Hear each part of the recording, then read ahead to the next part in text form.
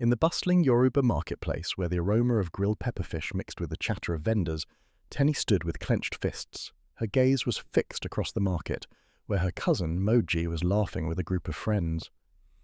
Teni's mind spun with memories of shared childhood summers and whispered dreams under starlit skies.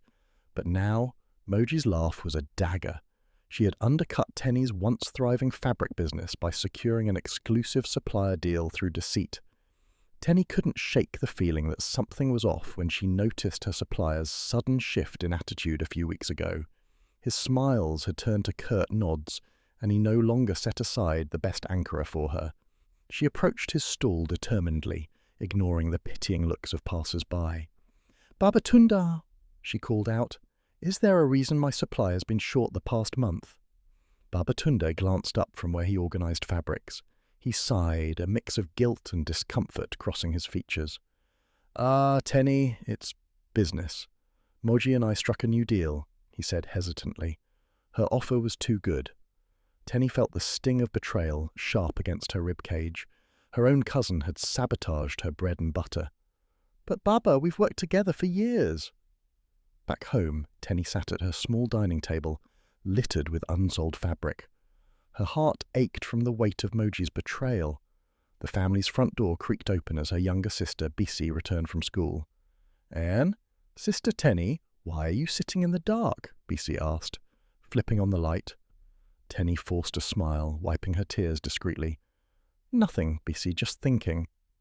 But it wasn't nothing. Business had suffered. Clients had started to cancel orders, preferring Moji's lower prices and better stock. The shame of having to explain to Bisi that their school fees might be delayed clung to Teni like second skin.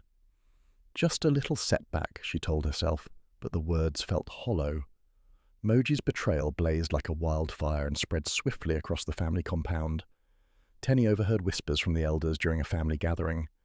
"She should have been smarter," one uncle clucked disapprovingly. "A woman in business, Ain. These are the risks," another chimed in dismissively. As if Teni wasn't within earshot, her dreams of entrepreneurship dismissed. Humiliation became a daily companion. Everywhere Teni went, it seemed Moji was one step ahead. Even at market events, Moji basked in undeserved praise, while Teni was left in the shadows. It felt like every nod, every smile, was a mocking reminder of her public failure. The weight of it all drove her to sleepless nights, her once bright eyes now holding shadows of anguish. One evening, sitting under the avocado tree in their small courtyard, Bisi broke the silence as they shared roasted corn. "Sister Teni, don't let this end you," she said softly. "Moji may have won round one, but I know you. You have fight in you." Teni looked at her sister's earnest face and nodded, her resolve strengthening with each bite. With renewed determination, Teni began to devise a plan. She took careful stock of her remaining resources. She would attend the next business exhibition in Ibadan, showcasing her designs directly to potential customers rather than relying solely on suppliers. She knew it wouldn't be easy, but she had to try. Her reputation wasn't the only thing at stake. It was her future and Bisi's education too. Teni worked tirelessly, designing and sewing. Her small living room transformed into a workshop. She watched the sunrise after long nights fueled by determination and Bisi's gentle encouragement. The hum of her sewing machine was the sound of defiance and survival. As Teni packed for the exhibition, she stumbled upon a letter at the bottom of a fabric box. It was from Moji. "Dear Teni," it began, "I know you're hurt and probably angry, but business is business. You'll understand one day." Teni's hands shook with rage. This wasn't just betrayal. It was arrogance, a reminder of how little Moji thought of their bond. At the exhibition, Teni stood by her booth, a tapestry of anxiety and hope woven together. Her designs began to draw attention. A sleek-dressed man approached her, intrigued by her work. "This is impressive," he remarked, flipping through the patterns. "Have you thought about expanding beyond Lagos?" Teni's heart leapt. Yes, I have," she replied, seizing the chance to rebuild. Through clenched teeth and forced smiles, Teni saw Moji at the exhibition, stalking the hall like a peacock. Their eyes met across the room, a silent acknowledgement of the storm brewing just beneath the surface. Moji smirked, the kind of smile that said she was untouchable, that she was proud of what she had done. Teni turned away, focusing on conversations that could change her fate. As the crowd began to thin, Moji sauntered over, her voice sickly sweet. "I see you're still trying, cousin," she taunted. "Impressive." Teni felt the rush of adrenaline, a mix of fear and fortitude. "I'm not done, Moji," she said, her voice as steady as she could muster. "This isn't over." The exhibition ended, but in Teni's mind, the battle was just beginning. As she walked towards the exit, her phone buzzed. It was a message from a new major client. The potential deal was beyond anything she'd achieved before. "Meet me tomorrow to discuss terms," the message read. Hope mingled with doubt in her chest. She paused at the entrance, the moon casting a silvery path ahead. Would Moji's betrayal forge her downfall or propel her to triumph? The echoes of the exhibition hall still buzzed in Teni's ears as she made her way home. Her phone felt heavy in her pocket, burdened with the potential deal that could reshape her business. Yet, the thought of facing Moji again soured the triumph. BC was waiting when Teni pushed open the door, her eyes bright with hope. "How did it go?" BC asked, bouncing on her toes with anticipation. "I met a potential client who loved my designs," Teni said, a small smile pulling at her lips. "But Moji was there too," Teni added, her voice clouding with the memory of Moji's taunting smirk. BC's smile faltered for a moment, sympathy softening her gaze. The next morning, Teni was up before dawn. As she prepared for the meeting with the potential client, her phone buzzed again. A message from Moji flashed on the screen. "Cousin, heard you met someone at the exhibition. Remember, business is business." Teni swallowed hard as she reread the message, the casual cruelty of it echoing deeply. That afternoon, as Teni sat across from the potential client, Mr. O'Wallaby, in a polished, air-conditioned office, she could feel the weight of Moji's betrayal pressing on her like a stone. "This partnership could take your business to new heights," Mr. O'Wallaby said, glancing over her designs. "But I need assurance that you can handle increased demand." Teni nodded earnestly. "I can. This is my chance to prove it," she replied, her voice steady despite the turmoil within. After the meeting, Teni returned home, her mind racing with possibilities and anxieties. The house was quiet. Bissy was at a friend's studying for their exams. Teni sank onto the sofa, letting tiredness seep into her bones. Suddenly, a soft knock on the door jarred her from her thoughts. She opened the door to reveal Mama Keji, the kindly neighborhood matriarch, clutching a small leather-bound book. "Teni, can I come in for a moment, my dear?" her voice rich with warmth and concern.